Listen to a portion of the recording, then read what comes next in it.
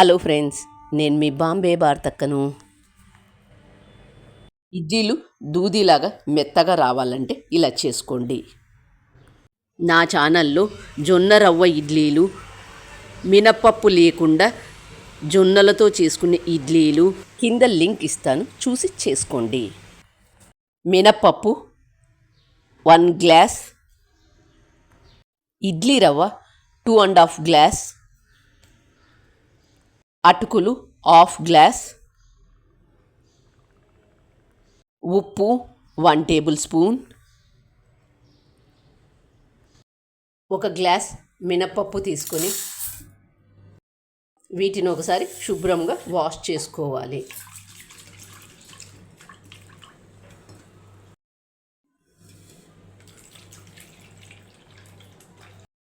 Wash చేసుకున్న వాటిలోకి 4 గ్లాసుల నీళ్లు పోసి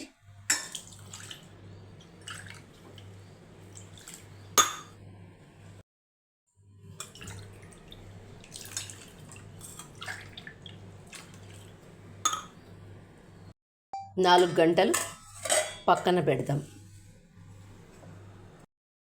ఇడ్లీ రవ్వ 2½ గ్లాస్ వేసుకొని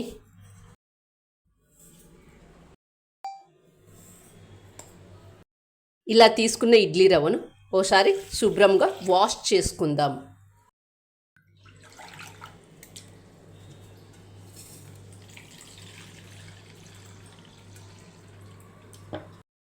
వాష్ చేసుకున్న ఇడ్లీ రవ్వలోకి మునిగేంత వరకు నీళ్లు పోసి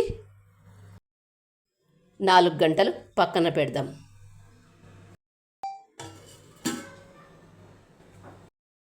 ఇడ్లీ చేసేటప్పుడు మినప్పప్పు, ఇడ్లీ రవ్వ విడివిడిగా నానబెట్టుకోండి. 1/2 గ్లాస్ మందం అటుకులు తీసుకొని వీటిని ఒకసారి శుభ్రంగా వాష్ చేసుకోవాలి.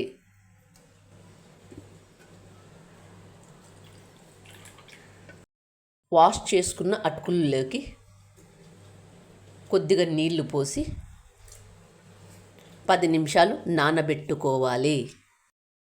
మూత తీసి మినప్పప్పులో ఉండే నీళ్ళన్నీ వంపేసుకోవాలి. వీటిని ఒక మిక్సీ జార్లోకి తీసుకొని మూత మూసి మెత్తగా మిక్సీ చేసుకోవాలి. ఇడ్లీ రవ్వలో ఉండే నీళ్ళన్నీ కూడా వంపి వేసుకొని మెత్తగా మిక్సీ చేసుకున్న మినపప్పులోకి నానబెట్టుకున్న ఇడ్లీ రవ్వను వేసుకున్న తర్వాత మరొకసారి మిక్సీ చేసుకోవాలి. మెత్తగా మిక్సీ చేసుకోవాలి. 10 నిమిషాలు ముందుగా నానబెట్టిన అటుకుల్లో నుంచి నీళ్ళన్నీ వంపేసుకొని అటుకులను మిక్సీ జార్లో వేసుకొని ఇడ్లీలు దూదిలాగా మెత్తగా ఉంటాయి కాబట్టి ఇలా అటుకులు వేసుకొని చేసుకున్నట్లయితే ఇడ్లీలు బాగుంటాయి. వీటిని మరొకసారి మిక్సీ చేసుకుందాం.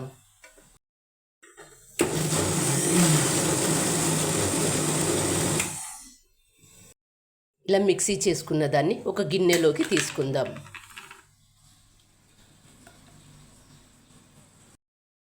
అలాగే మిగిలిన పిండిని కూడా ఇందులో వేసుకొని మరొకసారి మిక్సీ చేసుకోవాలి. అంతా ఒకేసారి మిక్సీ చేసుకోలేం కాబట్టి 2 సార్లు మిక్సీ చేసుకున్నాను. సగం ఒకసారి చేసుకున్నాను, మరొక సగం ఇంకొకసారి చేసుకున్నాను. మూత మూసి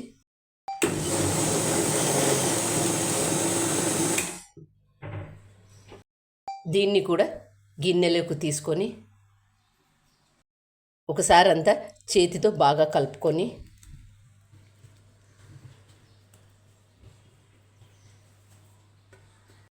మూత మూసి ఫర్మెంటేషన్ కోసం 8 గంటలు పక్కన పెడదాం. చూడండి ఇడ్లీ పిండి ఎంత బాగా పొంగిందో. చూడండి ఇలా పొంగితే దూదిలాగా వస్తాయి ఇడ్లీలు.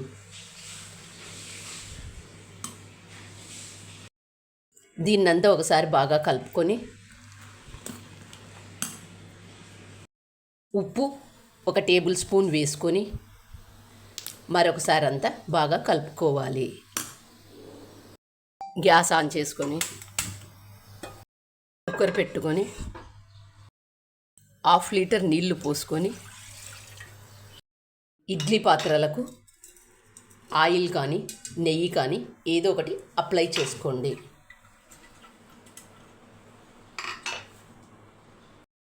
ఇలా అప్లై చేసుకోవడం వల్ల ఇడ్లీలు చాలా ఈజీగా వస్తాయి.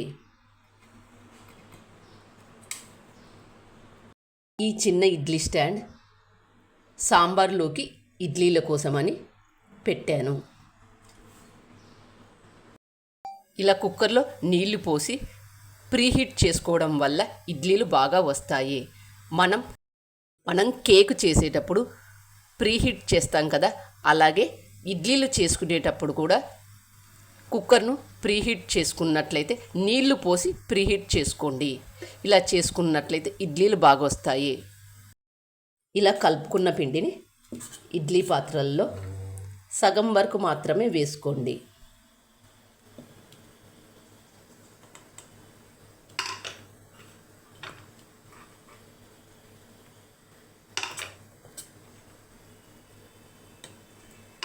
అలాగే మిగతా వాటన్నింటిని కూడా చేసుకోవాలి. స్టాండ్లో ఇడ్లీలు పెట్టేటప్పుడు కూడా చూడండి ఇలా పెట్టుకోవాలి. ఇక్కడ రంధ్రాలు ఉన్నాయి కదా, ఇక్కడ ఈ రంధ్రాలు లేని ప్లేసుల్లో పెట్టుకోండి.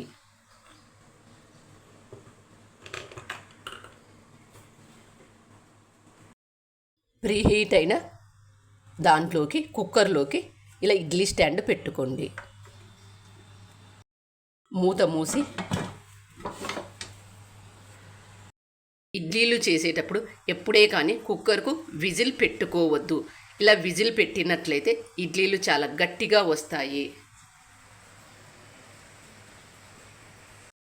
కుక్కర్కు ఆవిరి వచ్చిన తర్వాత 10 నిమిషాల తర్వాత గ్యాస్ ఆఫ్ చేసుకోవాలి. విజిల్ మాత్రం పెట్టరాదు. ఇలాంటిది పెట్టవద్దు, ఇడ్లీలు గట్టిగా వస్తాయి. ఆవిరి వచ్చిన 10 నిమిషాల తర్వాత గ్యాస్ ఆఫ్ చేసుకోవాలి. ఆవిరి వచ్చిన 10 నిమిషాల తర్వాత గ్యాస్ ఆఫ్ చేసుకున్న తర్వాత ఒక 2 నిమిషాలు ఉంచి అప్పుడు మూత తీయండి. అప్పుడు ఇడ్లీలు బాగుంటాయి. ఇలాంటి చిన్న చిన్న చిట్కాలు పాటించినట్లయితే ఇడ్లీలు బాగా ఉంటాయి. చూడండి ఇడ్లీలు ఎంత సాఫ్ట్గా ఎంత బాగా వచ్చాయో. అలా అటుకులు వేసి చేసుకోవడం వల్ల ఇడ్లీలు చాలా బాగుంటాయి. చూడండి ఇడ్లీలు ఎంత సాఫ్ట్గా ఎంత బాగా వచ్చాయో.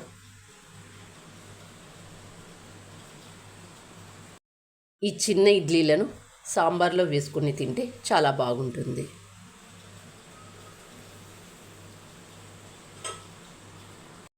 వీటిని బటన్ ఇడ్లీ అని కూడా అంటారు. ఇడ్లీలు 1/2 గ్లాస్ అటుకులు వేసుకొని చేసుకున్నట్లయితే ఇడ్లీలు దూదిలాగా బాగా వస్తాయి. చూడండి ఎంత బాగా వచ్చాయో ఇడ్లీలు. చూస్తుంటేనే నోరూరుతున్నాయి కదా. ఇంకెందుకు ఆలస్యం, మీరు కూడా తప్పక ట్రై చేయండి. మీకు ఎలా వచ్చాయో నాకు కామెంట్ చేసి చెప్పండి. Thank you for watching.